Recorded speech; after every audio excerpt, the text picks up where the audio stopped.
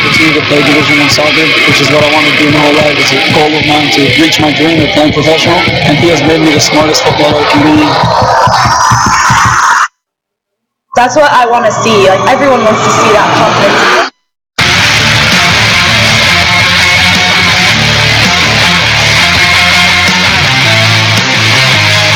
And good evening, everyone. Welcome into a special edition of 209 Sports Talk. I am the host, JD Jeff Dominic, and it is a special show, mainly because we have to make time for probably arguably one of the best strikers in volleyball history. None other than Lexi Ellman is joining us. She's the senior captain for the University of Pacific Tigers women's volleyball team. Lexi, welcome in. How are you? Good. How are you? It's been a minute. It has. I haven't seen you in a while. I know you've been doing...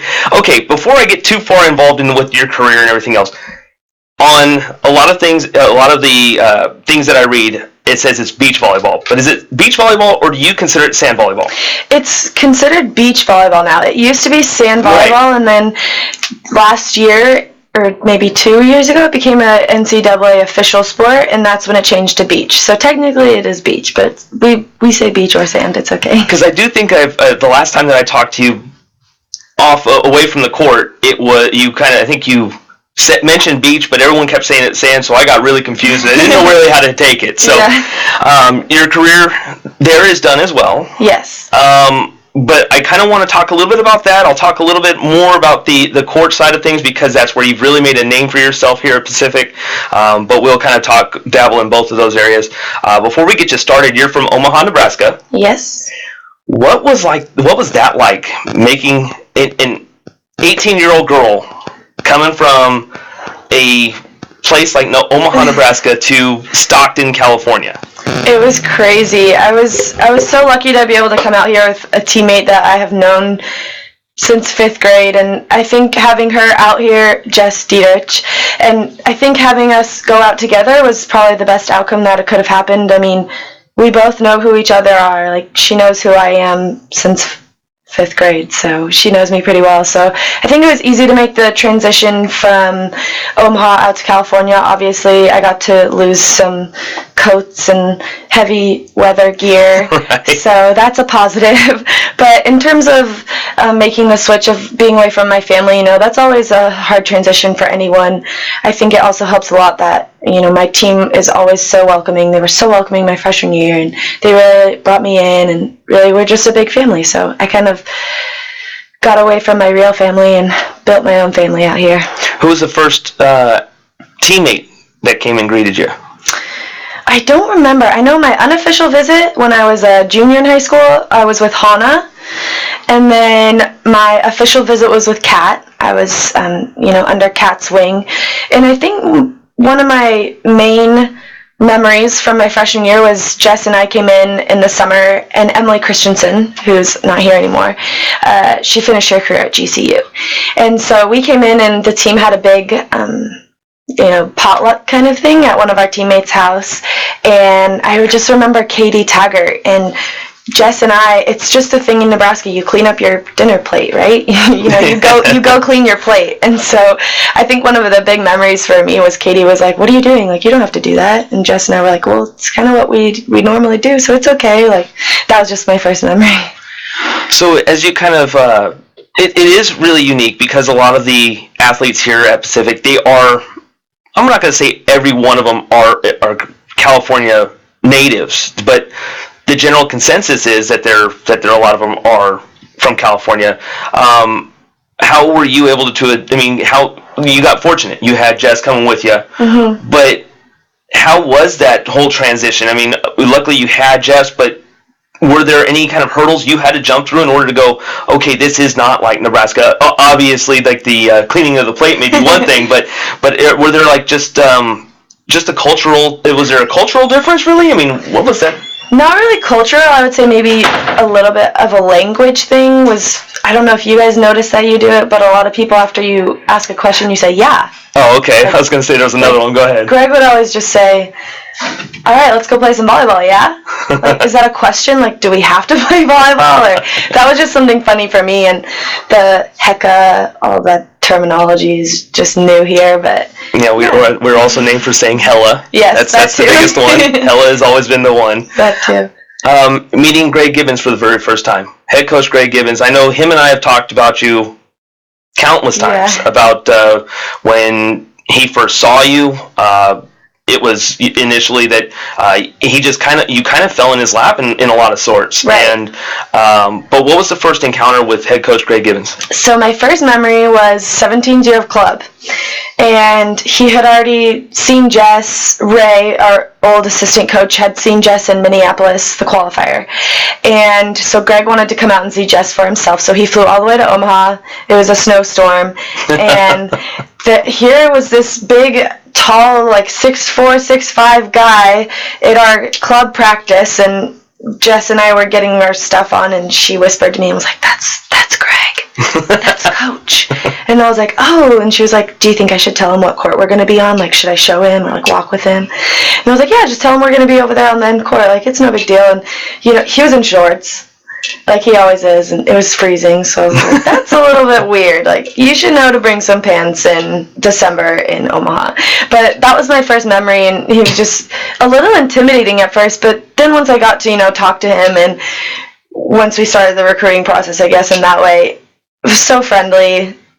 Nothing but good things to say about him. I was a little bit scared at first, and I had nothing to worry about. Head coach Greg Gibbons is an intimidating figure all the way around. I mean, he's a 6'4" guy, as you mentioned, and he's military as well. Yes. So he commands a lot of discipline. Yes. And stuff like that, and I'm sure we'll talk a little bit about that as well, because I think that there's a lot of memories with you and him, because he's, as much as he is the intimidating figure, but like I said, when I've talked about him and I've had conversations about you, and not just you, but the team as well, and all in all, he completely just loves and adores not just you, but everybody on that team. Right. And it's I wouldn't call him the teddy bear at the same time, but he's very father figure-ish of you. Exactly. And I that's one of the things that drew me here is, you know, a lot of people don't have great relationships with their head coach, and I feel everyone on the volleyball team is very fortunate to have Greg as a coach. You can tell he really does care about you, and I think that's one of the things that I felt comfortable coming all the way out here was, and I think my mom and my dad, you know, after they met him, they felt a lot more comfortable with it, was he is a father. He's like a father figure to all of us, not in the sense of discipline and stuff like that. You're not grounded, yeah. Right, but he genuinely cares about what's going on in your life. We have bi-weekly meetings with him, and how's your life? How's class? How's boys? You know, how's all this stuff? Staying away from boys is the most important thing. So, but yeah, it was, you know, he's a great person to have as head coach. As you're winding things down, I mean, obviously, you're, like I said, you're completely done as far as putting on a Pacific uniform, but it's volleyball standard as far as getting on the court and stuff like that. How often do you talk to Coach Gibbons? Are you still do you still regularly talk to him as you start to wind down in your start your finals? Yeah, I think it's definitely gotten to a point where if I see him, I'm obviously going to have a great conversation with him, but I don't really see him a lot. I think at the beginning of the semester, when they were practicing on indoor, or more of the middle semester when they were practicing indoor and I really had nothing to do, if they needed an extra player to play 6-on-6, they would let me know, and I would come in, and that'd be great, and it would just be a big catch-up party with Greg and Jim and Nicole, and so that was always fun. As you your freshman year, you came in, you started you played all 30 matches, but obviously you had a transition period. What was that transition coming in from a high school level to a Division I level, taking on these girls that are 6'5", 6'6", and I'm sure you've taken on girls like that before, but at the same time, this is a different kind of atmosphere. You're playing seniors that are 18, 19, 20, 21 years old, even 22. Right. What is that transition for a freshman coming in? Yeah, you kind of get acclimated to that in high school. If you were to start on varsity, that's kind of the same difference of ages that you play. I would say as my freshman year, I started out as an outside hitter, and you know, halfway through the season, I have never lifted before in my life before coming to Pacific. I was some scrawny little girl, and I had no idea, you know, how much it actually takes to be taking a bunch of these swings. And so, my arm just kind of gave out. I wasn't, performing as well as the team needed me to. And so I was just happy that I could make the switch and, find a way on the court as a libero. And for me, that was so funny because both my older sisters have been liberos and was a libero. And so I think it was kind of funny to just look at them and just be like, hey, I can do it too. Ha ha ha. What was your biggest motivation? Because, you are 6 foot. Well, at least it labels you at 6 foot, and usually it's kind of weird to say that you're 6 foot, but coming into that, and you had to have a little bit more motivation because at that time, like you said, you came in, you weren't used to having you lift weights and stuff like that, and a lot of people kind of would have. When they look at you, you're like, okay, yeah. I can understand where you kind of even said that you were a scrawny person, but you seem to be a little bit of a gym rat, talking to coach as well. These are little things that I've gotten to learn from him about you from him. And he basically said your dedication and almost playing with a chip on your shoulder has gotten you to where you are today. Yeah, I would say I'm a very competitive person. I think sometimes it's a little bit hard for me to turn that off sometimes, so I think that is a very big factor. I have 3 older siblings and an older brother. That can be a very big contribution to why I am very competitive. But yeah, just growing up in a competitive family is we all competed in sports, and I think that's something that we all just grew up with and kind of got acclimated with early in sports is, you have to compete, and there is just no greater feeling than playing on the floor, and especially in front of Pacific and having that jersey on and being able to be on the floor and play with the other 5 girls next to you is just something that I fell in love with, and I think that I just really wanted to do anything to be on the court with them and have that fun environment to play. Backtracking a little bit, now, you said you had sisters that were in volleyball. Yeah. What got you into volleyball? Was it your sisters and just trying to be like them kind of thing? Or what kind of got you even more competitive to even make that jump to Division I? Right. So my oldest sister, I don't even remember how young I was, but when she was in high school and playing in tournaments, there would be long day tournaments, and I would be stuck there all day. And I remember going in a corner and taking a volleyball and doing soccer juggles. And I don't know why or how I quit soccer. I think I quit soccer because I didn't like running. So that kind of X'd that out. I played basketball. I think one of the big things was I was trying to decide if I wanted to make the jump in basketball or volleyball, and I was in competitive basketball, and my coach said, you need to quit volleyball. You're doing too many things. You have to focus on one. And so I think that I just fell in love with volleyball. I grew up with it. I watched my sisters play, and I think a big factor of that is wanting to be like them, as I really did look up to both of them. So. What about your brother? What kind of sports did he play? Because did he play volleyball as well? No, but he should have. It's not really a thing in Nebraska, like men's volleyball. You'd kind of get looked at weird. So I feel like if he was out in California, he would be really good at volleyball. He played basketball, football. He did the whole shebang. He played baseball. He went to college for baseball. He was a pitcher. He played at Creighton with my twin sister, who played volleyball at Creighton. So it was kind of fun for them. But yeah, he's super competitive. Yeah, I look up to him as well in the sense of he's very competitive too. What about parents' influence? Obviously they want you to be involved in sports, but how big of a role did they play, and what kind of things can you say about them and being able to juggle? Okay, well, your brother has to be here, your sister has to be here, this has to be done going over here, and they were able to juggle all of you around. Talk about their influence and what they mean to you as far as just on an athletic side of things. Right. They mean the world to me. I don't know how they did it. We were in so many sports. We were doing so many things, and I'm sure my mom filled up her gas tank once a day, driving all around Omaha and getting us to everything on time. Maybe 5 minutes late sometimes, but that's okay. But yeah, they didn't really influence me in the way of they were pushing me towards a sport or pushing me towards something. They were just always supportive, and okay, if that's what you want to do, then let's do it. And they kind of encourage me to give my all in everything that I do, and knowing that I always have their constant support is awesome. You always want your parents' support, and you want them to be proud of you, and they always remind me how proud they are, and you gotta fight for what you want. And so they were always there every club tournament. My mom on the sidelines, I can still hear her screaming. You never fail to hear her and say, "Pass the ball, Lex," and I just look over at her and I'm just like, "Okay, I'll try." Like, "Thanks, Mom." It was just funny. And now, obviously, Coach Gibbons is a little bit different, where he's like, "Don't pass it, swing." Yeah. So, Yeah, you don't have to pass the ball, just swing at it. And so that's always fun. what had you transition into an outside hitter versus possibly playing? Well, you were a defensive player for over here at Pacific for a very long time. A lot of recognition for your defensive side of things. Over 1,400 digs, everything else that we'll talk about that here in just a few moments. But what transitioned you from being more of a defensive person, and how did Coach Gibbons make you more of an offensive person?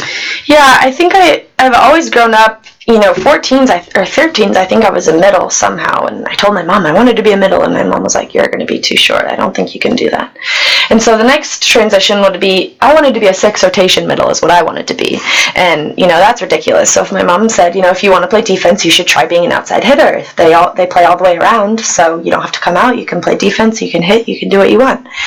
Hey, Mom, you're right. So, I ended up being an outside. I don't think I was ever anything other than that as growing up from there. I love defense. I love, one of the things in club was I would get so many bruises, and I think I would, for some reason, in a weird way, I would kind of pride myself on those. And so I think the bruises were always like, "Oh, look at this one." And so I think that was always fun for me, and defense was always just sprawling all over the floor. And I always find that fun. So I love having defense in my game as well.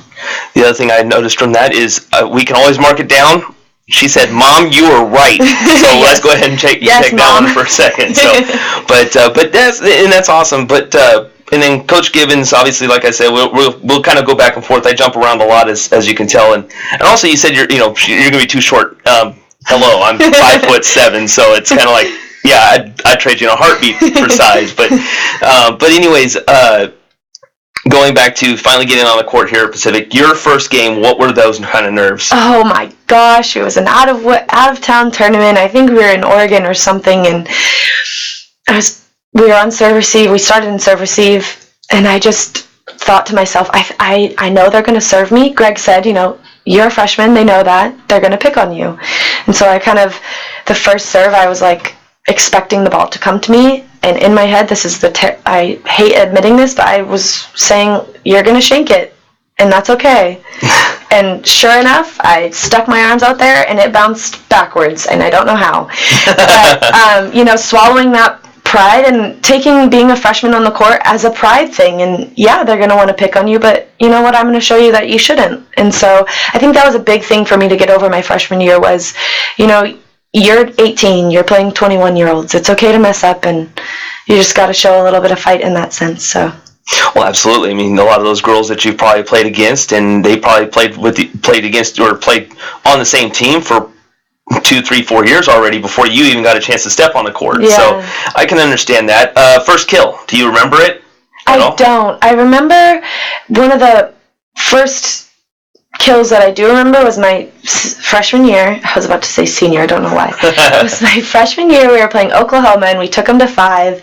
And Kimmy Whitson sent me the ball, and I got the winning kill off of Oklahoma. And I'm pretty sure they were ranked at the time. So I was like, wow, this is so cool. And it was just the confidence that every player gave me at that sense of I was a freshman and I had to fight for my spot. But still, it was the girls on the team also wanting the team to succeed, which, the confidence that your setter needs from you, which would be Kimmy had confidence in me, and that boosted my confidence even higher. So that was awesome.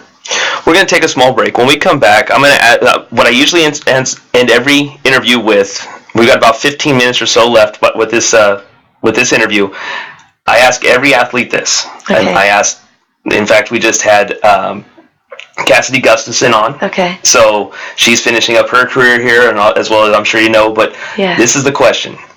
If your sport, which in this case is volleyball, okay, never existed, what do you think you'd be doing?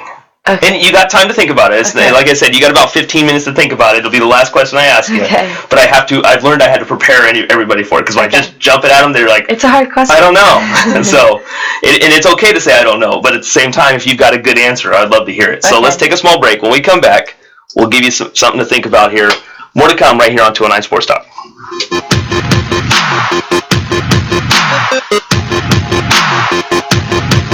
US Kids presents Multiple Choice Parenting. Your daughter just had her first breakup. Do you A, put yourself in her shoes? How could he do this to you? And for Sheila, she has split ends. B, console her? Oh, sweetie, this is going to happen a lot. 4, maybe 5 more times before you get married. C, take charge? Got to get this all straightened out. Keep a little talking to, man to man, mano a mano. Hey, Steve! Is now a good time? No? Okay, no problem. Bye. Or D, help her find a new boyfriend? I know a great place to meet boys. The internet. Nice, single boys. Never mind. How about some ice cream? As a parent, there are no perfect answers. But you don't have to be perfect to be a perfect parent. Thousands of teens in foster care will love you just the same. For more information on how you can adopt, visit adoptuskids.org. A public service announcement from the U.S. Department of Health and Human Services, Adopt U.S. Kids, and the Ad Council. Adopt US Kids presents Multiple Choice Parenting. You've accidentally cut your daughter's bangs unevenly. Do you A, line things up a centimeter from her hairline? Man, oh man, oh man, oh man, oh man! No. Sweatbands are so hot right now. Everyone's wearing them. Like that basketball player and that other basketball player. B, get spiritual. Mom, where did all the mirrors go? A reflection could never capture our true selves. Huh? Beauty is within. C, look on the bright side. Less time blow drying, more time texting. Or D, show empathy. Mom, you really don't have Ta-da! Twinsies! I kinda love it. As a parent, there are no perfect answers. But you don't have to be perfect to be a perfect parent. Thousands of teens in foster care will love you just the same. For more information on how you can adopt, visit adoptuskids.org. A public service announcement from the U.S. Department of Health and Human Services, Adopt U.S. Kids, and the Ad Council. I'm Paul George of the Indiana Pacers. When I was 6, I had one thing on my mind. When I was 6, my days were spent playing basketball every chance I could. When I was 6, my dream was to make it to the NBA. When I was 6, my mom had a stroke. So I want you to learn the signs of a stroke fast. F-A-S-T. F, face drooping. A, arm weakness. S, speech difficulty. T, time to call 911. Because the sooner they get to the hospital, the sooner they'll get treatment. And that can make a remarkable difference in their recovery. I'm Paul George. Protect the ones you love. Spot a stroke F-A-S-T. Fast. Life is why. Visit strokeassociation.org. Brought to you by the American Stroke Association and the Ad Council.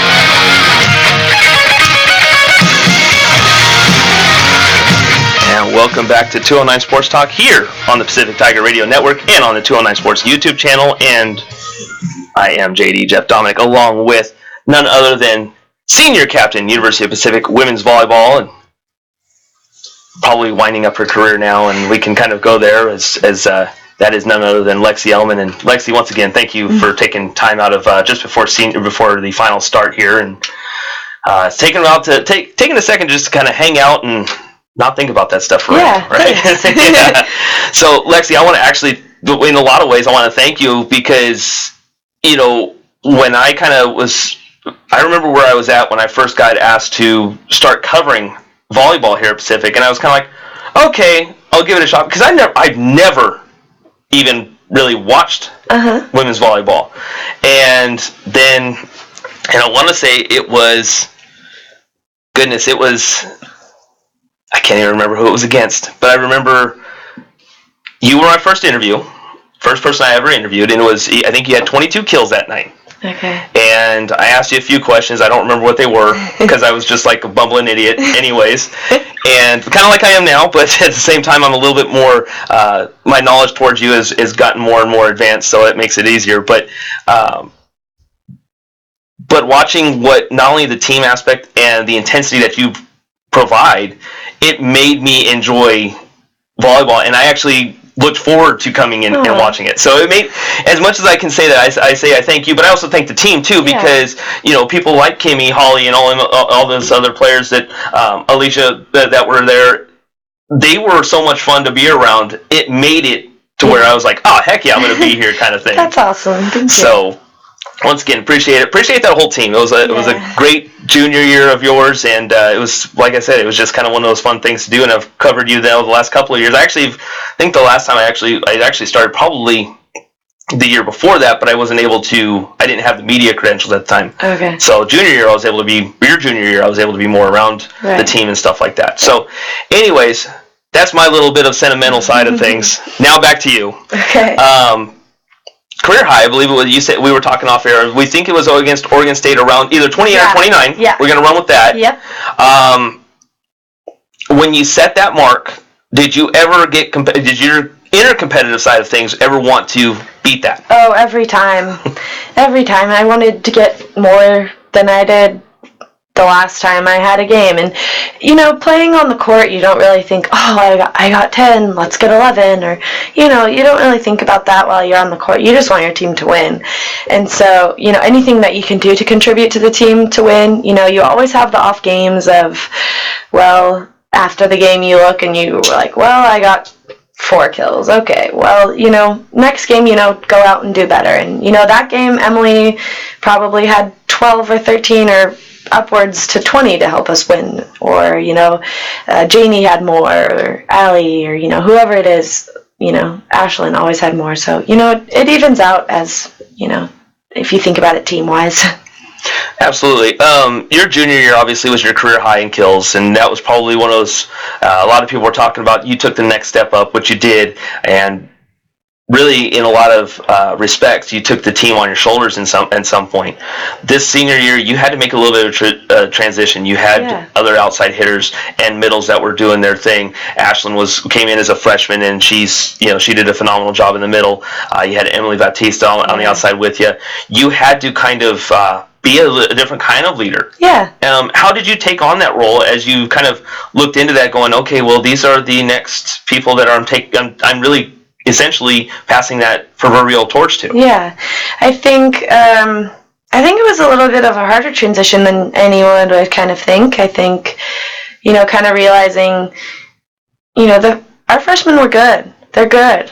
Mm-hmm. And to step out on the floor and look at our freshmen now, I don't think I was ever that good my freshman year. And you kind of take yourself back a little and you look and you're like, wow, their futures are going to be better than mine at Pacific Volleyball.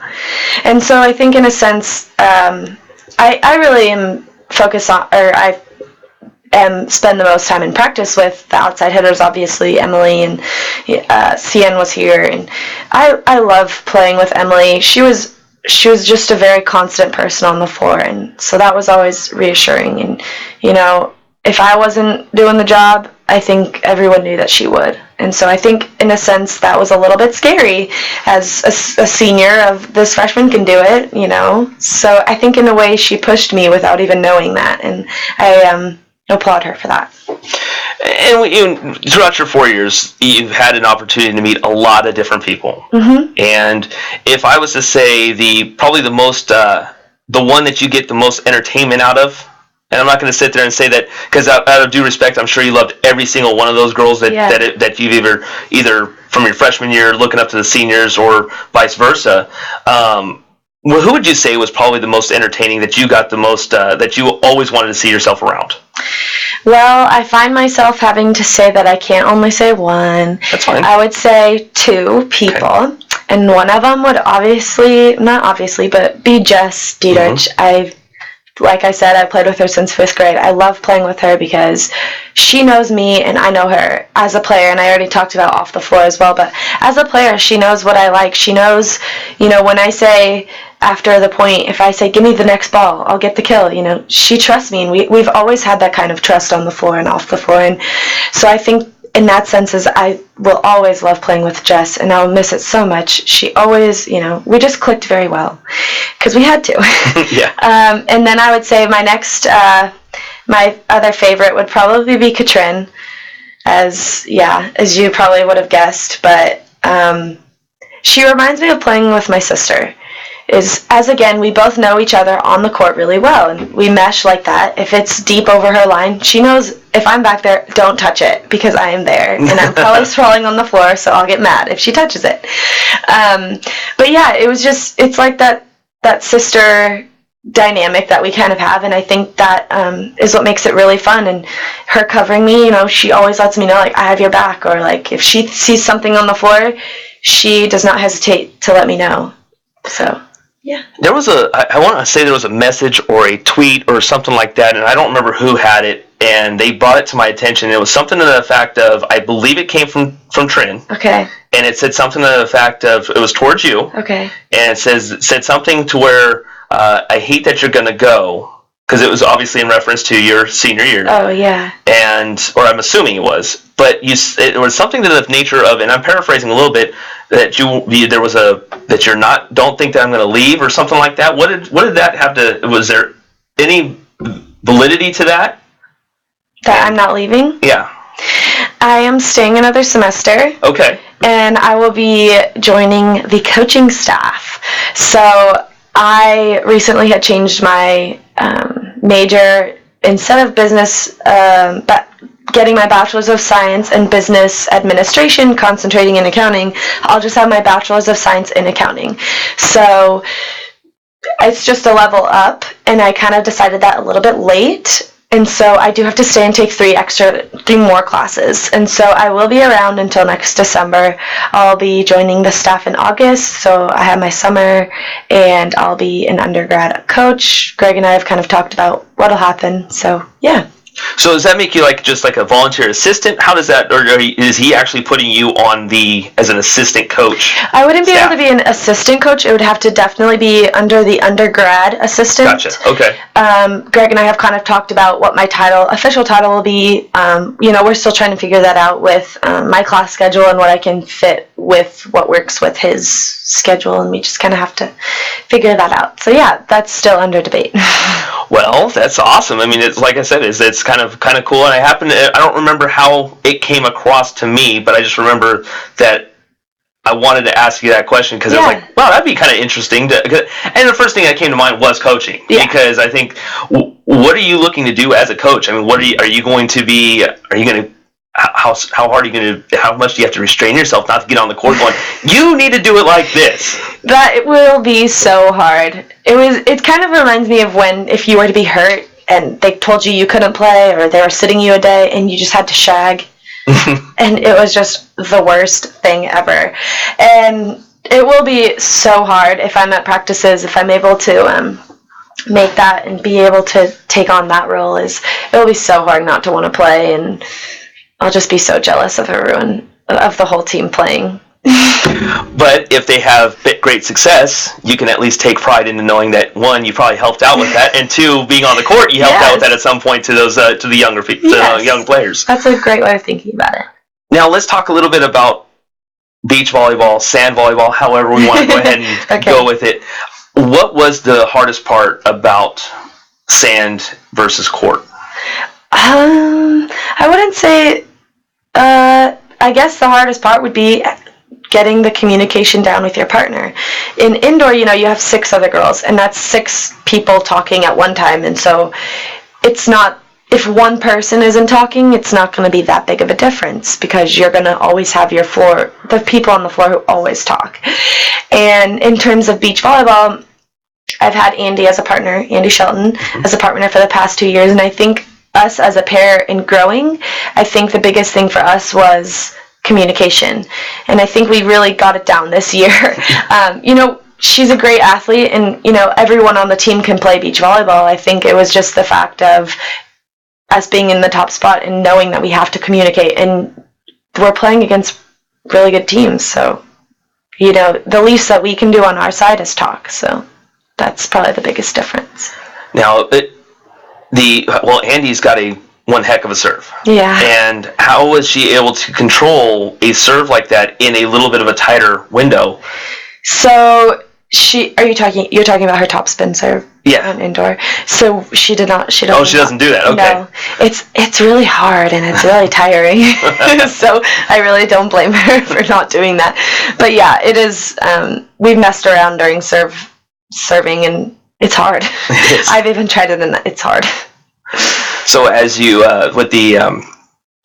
as you look back in your career, I mean, it's kind of hard to sit there and say this question, because I know the easy answer would be not getting into an NCAA tournament. But as you look back, are there any others beside that you kind of regret or wish you could have done differently to help this team possibly go advance further than currently where it's at? I don't know. I would say no, but then again, I would say, I wish I can always be better. I wish I was a better leader. I wish I was a better captain. I wish I could put the ball away more.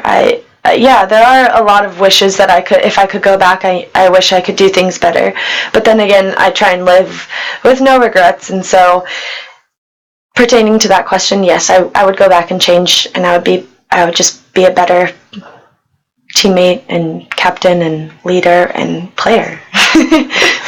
Okay, so I don't want to end negatively, so let's go ahead. And what was your favorite game? What was your favorite victory of your career? Whew, that's a big one. And if you got more than one, that's cool. Okay, I would say my freshman year, definitely the most memorable would be the Oklahoma game. Sophomore year, USC. I know we lost, but we took them to 5, and I'm pretty sure they were number 1 at the time, and so that was another one of my most memorable. Junior year, it would probably be playing Creighton, playing my sister. One of my best memories. And then senior year, oh geez, I think the whole Hawaii tournament would just be a favorite, because that environment is like no other. Because you were in Hawaii. And I was in Hawaii. Yes. I asked you this when we went on break. Okay. And it's time to go ahead and reveal that answer. Okay. Because I've asked everybody the same question. Okay. If volleyball never existed. Okay. And I'd be kind of curious to what your whole family would say, because apparently your whole family is pretty much in volleyball. But if volleyball never existed, what do you think Lexi Ellman would be doing right now? It's probably the easiest answer would be to say basketball, because that was also a sport that I hold near and dear to my heart. If I didn't have to pick a sport, I would honestly probably just be caught reading a book. I love reading, so I'd probably be reading a lot of books. There you have it, Lexi Ellman, the bookworm. No. In all honesty, Lexi, once again, it was a fantastic couple of years that I'm almost I feel like I've missed out on a couple of years, because all I've heard was all these good things that you came in your freshman and sophomore year.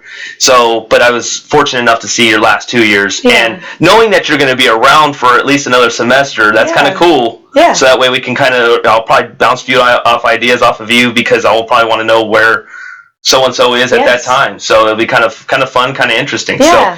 So once again, Lexi, thank you very much. Thank you. You can't leave yet. We got a picture to take, but we will be saying have a good rest of your evening, and good luck for finals. Thank you. So Lexi Ellman joining us on a special edition of 209 Sports Talk. When we come back, it'll be next whatever next programming is. So thank you all very much. Have a great rest of your evening here on the 209 Sports YouTube channel and on the Pacific Tiger Radio Network. Your phone? You did it again, didn't you? You're flying down the road in a 3-ton hunk of steel, and a text takes your eyes off the road for an average of 5 seconds. At 55 miles per hour, that's long enough to travel the length of a football field and cause some serious damage. Turn it off. Trust me, whatever it is, you'll live. Learn more at stoptextsstopwrecks.org. Brought to you by the Ad Council and the National Highway Traffic Safety Administration. So I'm just grabbing them and dragging them over. A whole bunch of them. It's that way. Allison is perfect. I mean, she'd never tell you that. She's perfect. Allison, wait. Are you texting and driving? Texting and driving makes good people look bad. Visit stoptextsstopwrecks.org. Brought to you